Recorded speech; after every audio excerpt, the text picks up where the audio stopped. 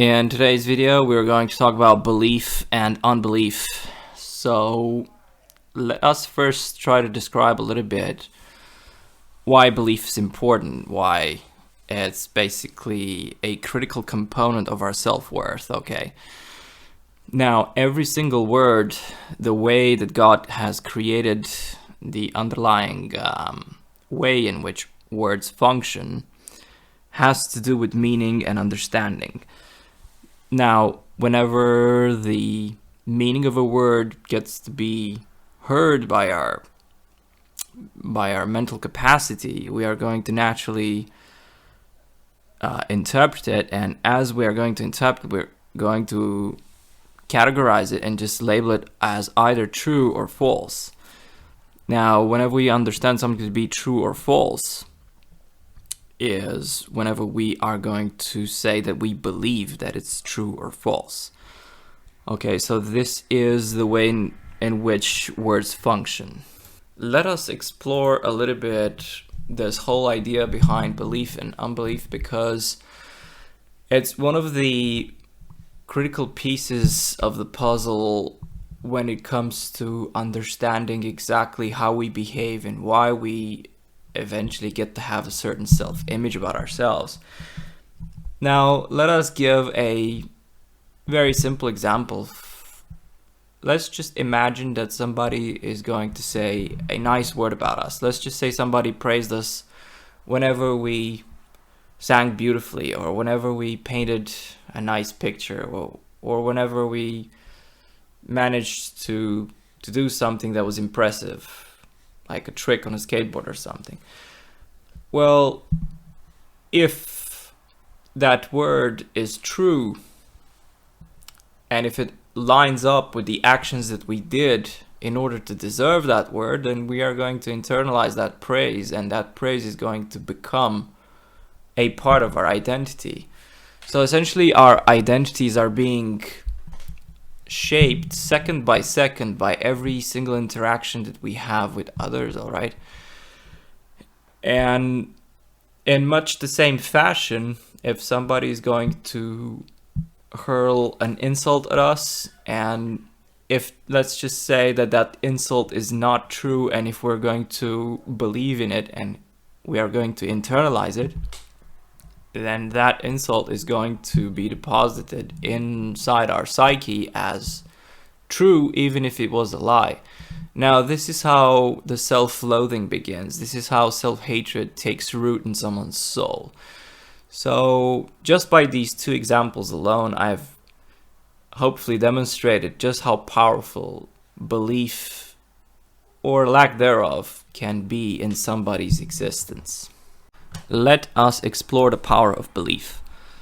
Now, the power of belief comes as a direct consequence of the fact that words have meaning. Now, whenever the meaning of those words gets to be processed by our understanding, we are going to label them as either true or false based on evidence. This is what's going to form a belief within us. If you sum up enough beliefs, you come up with an entire system of beliefs.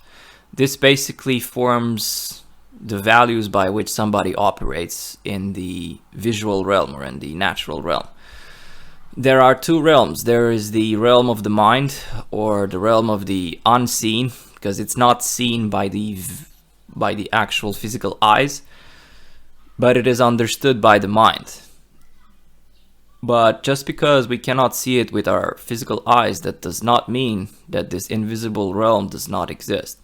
As a matter of fact, words themselves and their meaning prove the fact that we believe things that are not seen on a daily basis. The very words that we speak out aloud, we do not see with our eyes, but we understand with our mind. Now, this is actual proof that the unseen realm exists. So, having said all of this, we can conclude, based on this evidence, that there are two planes to this existence: the visual realm and the invisible realm. And they both interact with one another. So essentially, we are going to gather information from the visual realm and we're going to conclude in the invisible realm, or inside of our minds, of whether or not the information that we've gathered is true or false. This is going to basically be the rudder of our minds. This is going to determine how we behave, how we speak, how we interact, how we act, what we do, how we think, where we go, what our desires are, and what is deemed worthy to even be done at all. So the beliefs that we have inside of us are going to determine how our lives are going to be lived. Let us now take a look at something that's a little bit more concentrated. Like, let us take a look at a multitude of beliefs that essentially forms an ideology. And it's within these ideologies that entire political systems are created, that entire religions are created, that entire, let's just say, ways of living are manifested in existence, because let's just face it, we are the sum of our beliefs, and that is going to be manifested in our actions. All right, let us explore a little bit the ideology of atheism, okay? I personally do not think that atheism is true, and I will state as to why that would be the case in a short bit. But as the story goes, the world formed as the result of an explosion at some stage in the universe. And through that explosion, the chemical particles somehow formed, and then after the chemical particles formed, then those chemical particles created matter, and then those are the building blocks of life. And dead matter somehow became living matter. We were told that this happened at the bottom of the ocean somehow, and through like billions of years or whatever, all of this thing just simply eventually coagulated into the first organism, and then after the first organism formed, then that was the main ancestor out of which every other organism eventually got to exist through a process that's called Darwinian evolution, if I am not mistaken. Now, if I were to actually look underneath the hood of all of this stuff, it kind of seems a little far-fetched. It looks like a fairy tale if you really look at it from a logical standpoint. First and foremost, how can something just explode out of nothing? Okay. Why would just random chaos be the reason for that explosion? That is the first thing that just simply does not add up into my mind. And the second part is, how can dead matter become living matter on its own? Because as we all know, like, there are certain things such as DNA or within matter that basically express intelligence. Now, intelligence could have come about out of sheer luck or sheer chance or sheer chaos alone. Intelligence basically hides a code that basically can only be formed by someone who's intentional about it. Let us just simply give an example about this. For example, imagine yourself as being in the desert, and the wind would write your name in the desert. Would you think that that would be the result of just pure chance or nature doing its thing? Probably not, because words hide intelligence, and the wind itself on its own can never write down your name in the sand in the desert, all right? So you would naturally assume that something supernatural must have taken place in order for the wind to have been able to write down your name in the desert. So basically, this is my train of thought that basically dismantles atheism in my mind, because my mind cannot comprehend random chaos creating intelligence.